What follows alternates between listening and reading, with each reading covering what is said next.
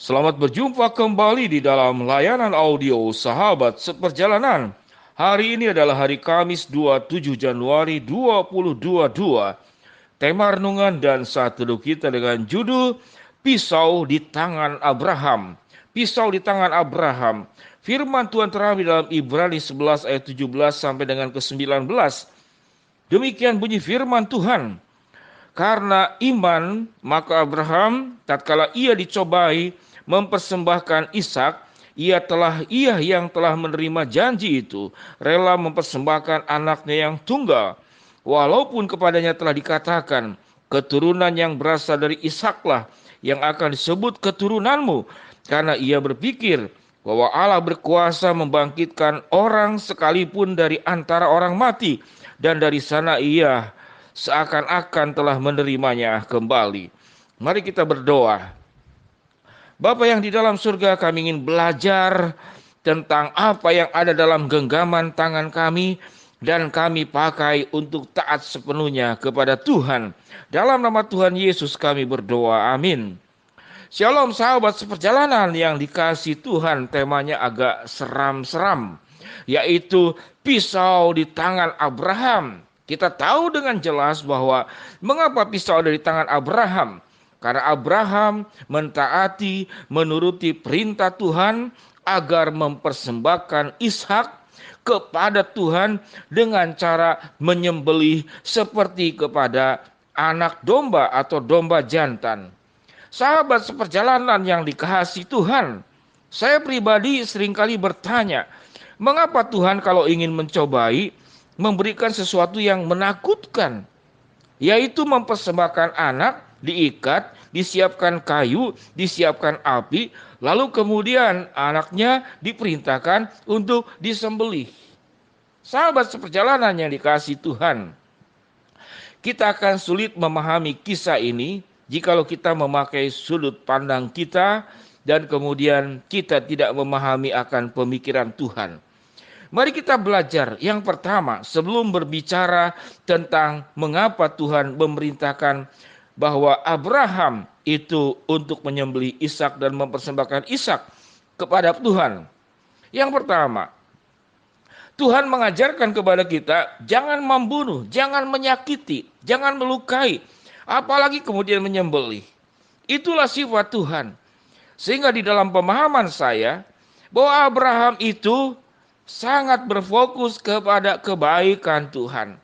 Bahkan di dalam ayat yang kita baca Ibrani 11 ayat 17 sampai 19, dalam perjalanan taat kepada Tuhan, Abraham tidak pernah meragukan Tuhan. Dia meyakini kalaupun yang pertama, kalaupun memang Tuhan mengizinkan bahwa Abraham itu yang pada saat istrinya Sarah itu mengandung, usianya sudah sepuh 100 tahun. Kalaupun memang pada akhirnya Abraham itu menyembelih dan membunuh Ishak, maka Abraham punya keyakinan Tuhanlah yang akan membangkitkan orang mati, sehingga sesungguhnya kematian itu tidak pernah akan bisa menyentuh Ishak. Karena Tuhanlah yang punya kehidupan. Atau yang kedua, keyakinan Abraham, kalaupun sampai pada saatnya Tuhan hanya sifatnya menguji, dan Tuhan akan menyediakan satu domba yang benar-benar akan disembelih. Saya meyakini pemikiran Abraham ada di dalam kedua hal tersebut. Sehingga dengan tanpa rasa beban, hanya dengan patuh, dengan taat sepenuhnya, Abraham melakukan perintah Tuhan, membawa bujangnya, membawa kemudian anaknya, kayu, api untuk dibakar. Dalam proses kemudian setelah Ishak diikat dan Ishak bertanya, "Ya Bapak, mengapa engkau siapkan api, engkau siapkan kayu, engkau kesiapkan mezbah untuk kemudian dipersembahkan, dombanya tidak ada?" Dan sewaktu kemudian Ishak diikat, Alkitab tidak mencatat apa yang terjadi percakapan antara anak dan orang tua ini. Apakah Ishak memberontak, "Ayah, apa-apaan? Aku kan bukan domba. Mengapa engkau ikat aku dan mengapa engkau simpan aku di tempat penyembelihan ini?" Tidak ada percakapan seperti demikian. Dan saya juga tidak bisa menduga-duga apa yang terjadi percakapan antara Abraham ayahnya dengan Ishak anaknya. Namun yang terjadi di sini adalah bagaimana Tuhan menyediakan sehingga gunung disebut dengan Bukit Moria Itu disebut di atas gunung Tuhan menyediakan. Sahabat seperjalanan aja ada banyak misteri dalam Alkitab yang kita akan sulit pahami dengan cara berpikir kita. Namun ada sebuah keyakinan tatkala pelajaran iman yang kita ambil lewat peristiwa ini. Ada hal-hal yang Tuhan meminta kita untuk menyerahkan bagian terpenting dalam hidup kita, apapun bentuknya. Pada posisi ini adalah yang terpenting adalah anak daripada Abraham, Ishak. Anak daripada Sarah yaitu Ishak. Tuhan meminta untuk diserahkan. Maka Abraham hanya dengan penuh ketaatan menyerahkannya kepada Tuhan. Apapun yang diminta Tuhan dilakukan penuh tanpa berbantah-bantah, tanpa berdebat. Pada saat ini mungkin ada bagian-bagian tertentu yang Tuhan ambil, yang Tuhan minta, yang Tuhan ingin kita menyerahkannya kepada Tuhan. Bisakah kita seperti Abraham yang punya ketaatan penuh karena iman? Maka Abraham tatkala ia dicobai mempersembahkan Ishak, ia yang telah menerima janji itu rela mempersembahkan anaknya yang tunggal. Itu yang dilakukan oleh Abraham. Tuhan tidak meminta anak kita. Mungkin Tuhan meminta sebagian apa yang kita cintai. Mungkin harta benda kita, mungkin popularitas, mungkin bagian-bagian tertentu yang terambil, yang kita cintai, yang kita kasihi. Dengan tujuan-tujuan Allah tertentu untuk menguji seberapa besar ketaatan dan kepatuhan kita kepada suara Tuhan.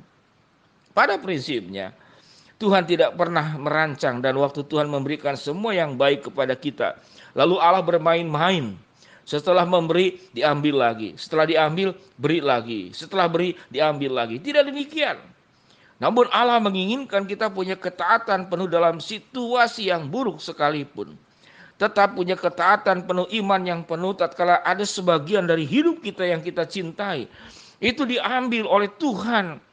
Tujuannya bukan untuk merugikan dirimu, namun untuk menguji sejauh mana kepatuhan, ketaatan kita, percaya kita kepada Tuhan yang maha sempurna, Tuhan yang maha baik, Tuhan yang punya rancangan yang terindah dan tidak ada duanya. Sejauh mana kita taat atau kita memilih sikap bersungut-sungut, kita memintai Tuhan, Tuhan engkau adalah Allah yang aneh. Mengapa anak yang kau berikan sekarang engkau ambil lagi dan disuruh sembelih? Tidak pernah berbantah-bantahan. Biarlah lewat daripada saat teduh kita saat ini, kita jangan menjadi anak-anak Tuhan yang berbantah-bantahan karena ada situasi yang tidak kita sukai yang terjadi. Karena ada hal-hal yang kita sukai, yang kita cintai, yang kita miliki, itu terambil dalam kehidupan kita. Biarlah kita boleh meyakini tidak ada rancangan buruk dalam kehidupan kita yang Tuhan buat untuk kita semua. Dan Alkitab menyatakan Allah menyediakan domba jantan yang tersangkut di belukar. Dan kemudian domba itulah yang dipersembahkan kepada Tuhan. Tuhan tidak akan mengambil sesuatu yang terjadi yang indah dalam hidup kita. Karena Allah merancangkan semua perkara-perkara indah dalam hidup kita. Pelajaran yang kita ambil, belajar taat penuh dengan tanpa ragu. Dan jangan berdebat, jangan mencurigai Tuhan, jangan menyalahkan Tuhan. Allah yang maha sempurna, Allah yang tidak pernah salah, tidak pernah berdosa, dan tidak pernah melakukan sebuah kelalaian dan kesalahan. Biarlah kita boleh percaya tanpa ragu, percaya sepenuh hati seperti iman Abraham. Mari kita berdoa. Bapa yang di dalam sorga, pisau di tangan Abraham. Abraham taat penuh kepada kehendak Tuhan dan perintahnya, sekalipun perintahnya Tuhan seakan-akan tidak masuk akal. Namun di balik semuanya itu, ada kebaikan Allah yang sedang Tuhan ajarkan dalam hidup kami. Hamba-Mu berdoa buat sahabat seperjalanan yang sedang sakit, Tuhan jamah sembuhkan, yang sedang menghadapi masalah, Tuhan bukakan jalan, yang sedang berdoa memohon sesuatu, Tuhan mengabulkan di dalam waktu kehendak dan cara-Mu. Dalam nama Tuhan Yesus kami berdoa, amin. Shalom sahabat seperjalanan yang dikasihi Tuhan, Tuhan memberkati kita semua, amin.